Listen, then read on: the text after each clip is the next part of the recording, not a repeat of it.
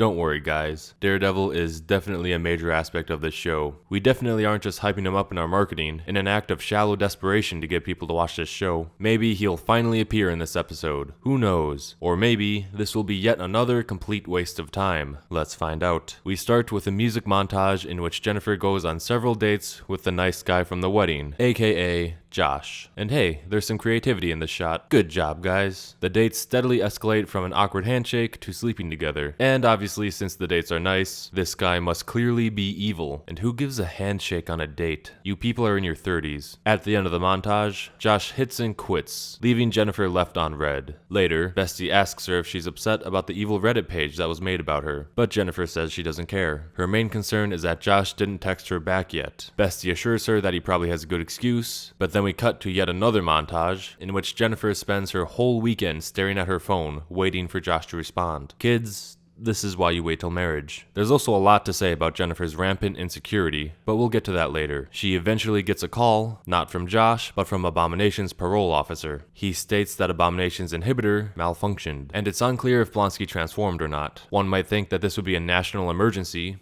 considering.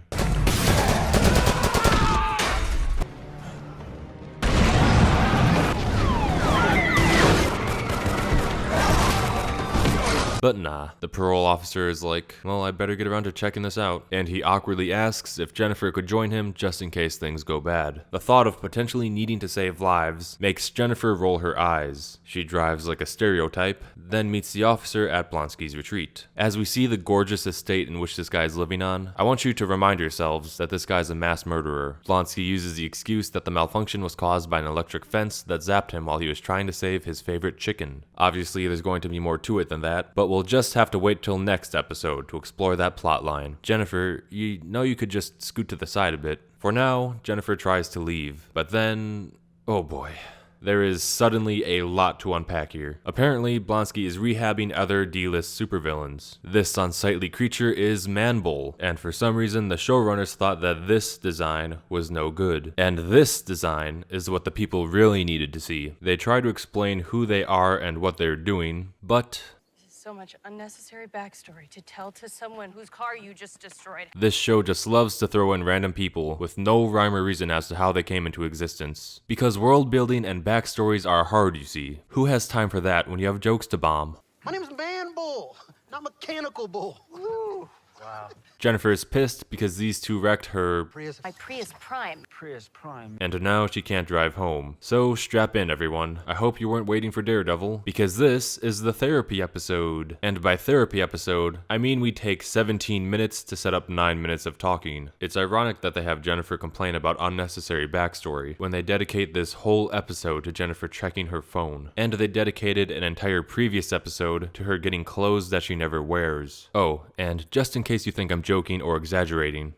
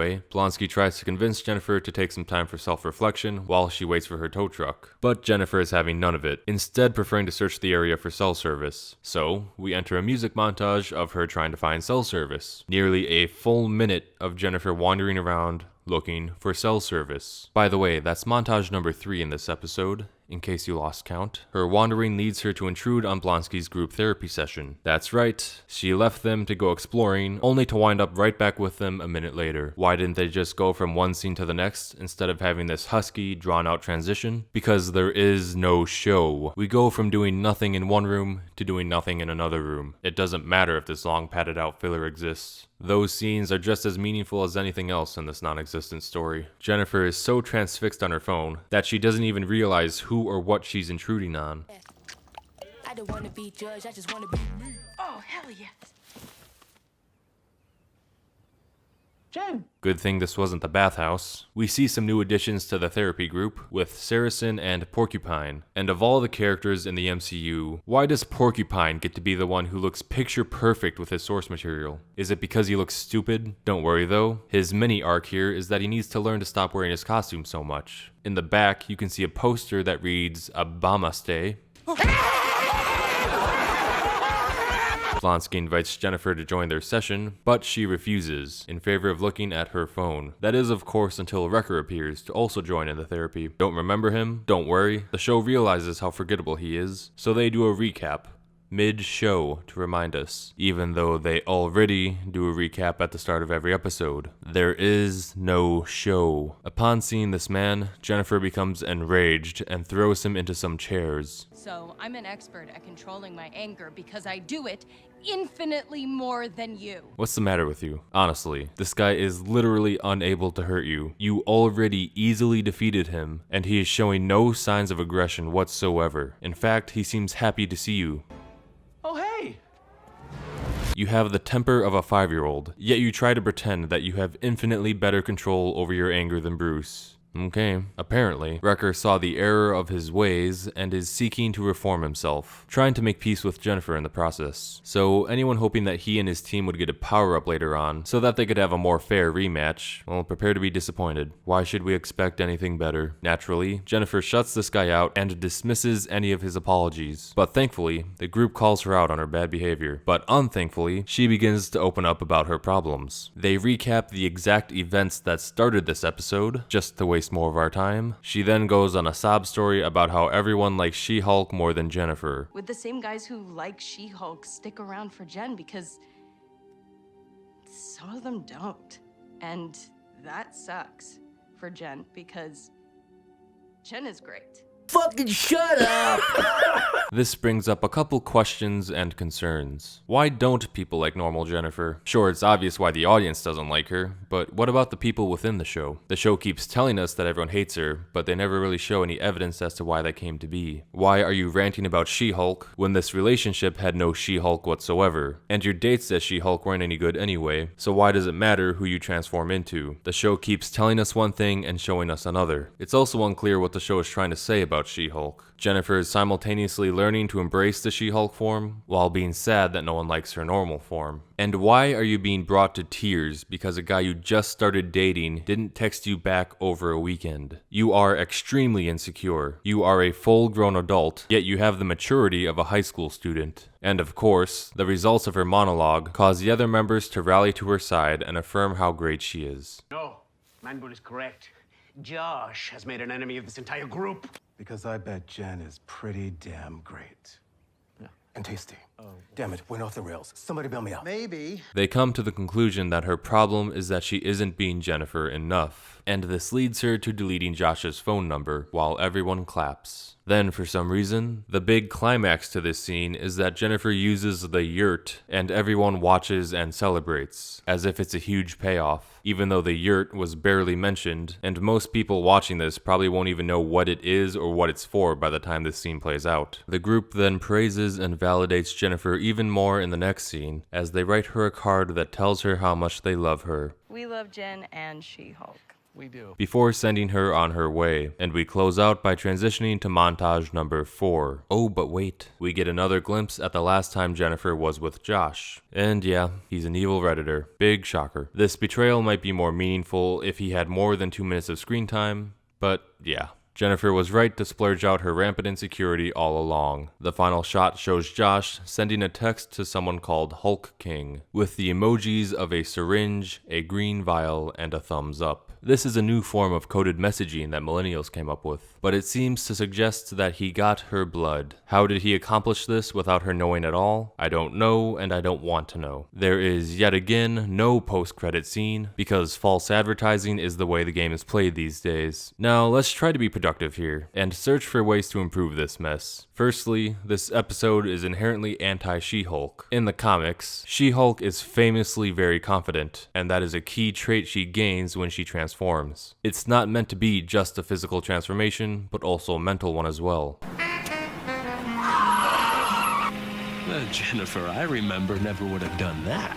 Let me tell you, cousin, the Jennifer you remember could never have done that. Seeing her in this crying and insecure state because her date didn't text her back is wildly out of character. But if we apply this confidence booster that she gets in the comics to the show itself, then that'll help us make several changes for the better. We've seen her arc flip-flop around from the She-Hulk transformation being embraced to being shunned back and forth. But what if She-Hulk was an inherently better change? Normal Jennifer is shy and often lets people walk all over her. But when she becomes She-Hulk, she becomes confident and powerful. So instead of just seeking validation and being told that everyone is wrong for not liking normal Jennifer more, she decides to be proactive and learns from her transformation. When she becomes She-Hulk, she's able to know how it feels to be confident, outgoing, fit, and attractive. So she would then steadily find ways to apply these qualities to her normal life, acting as her own perfect role model. That's an arc she can be more active in pursuing, instead of just sitting and being told that she is already great. She discovers that she has inner flaws, but puts in the work to improve herself. And that brings us to her dating life. First off, there is a lot of fluff that should just be cut down. We don't need to see She-Hulk going on all these bad dates. It is completely unnecessary. Just save that for Jennifer, because normal Jen is the only one that should struggle with it. She-Hulk should be able to hook up with whoever, whenever, because she's a highly sought after superwoman. That is, of course, assuming they would fix these horrible effects. But then She-Hulk could get lost in her newfound status, treating her dates like candy and not really caring about who she ends up with. And at this point, we should take Josh's betrayal and give it to the trophy. To her, he seems like the perfect toy to play with, being the attractive listener. But in reality, he was just using her recklessness against her in order to get close and steal her information as well as her DNA. The fallout from this betrayal would cause Jennifer to learn that, say it with me now, with great power comes great responsibility. So going forward, she decides to use her skills she learned as She-Hulk to teach Jennifer how to be confident and strong in her normal life, while making sure that people like her for who she really is instead of who she hides behind. And that's where Josh comes in. Or rather, he should have come in much earlier, perhaps as a co-worker instead of this other lawyer. That way we can establish that he's been a part of her life for a while, but she's been too afraid to approach him this early on because she hasn't quite found the confidence yet. But by having him around, now they have a chance to develop their relationship and build chemistry, with him steadily growing more interested in her as she internally grows to be a better person, until it's finally time for them to get together when he's there for her after she gets betrayed by the trophy. And her relationship with him is the ultimate reward for her two opposing arcs, in which Jennifer is too shy and She-Hulk is too reckless, but they grow and learn the best qualities of each other to become a great person, worthy of a great partner. By making these changes to the trophy and Josh, we can also have a more streamlined show with far less fluff. We can cut down on all the drawn-out montages, bad dates, bad jokes, filler B-plots, and so on, to give these two more time to build an on-screen relationship, as opposed to barely sharing a couple sentences. These aren't major changes, but they could go a long way in terms of offering better setups and payoffs, with more compelling arcs at play. That said, there are still a plethora of other problematic story elements that would still need to be addressed, such as She-Hulk learning to take on her role as a superhero, and the various atrocities that this show attempts to pass off as trials. But I'm sure we'll have a chance to work out those issues before the season is over.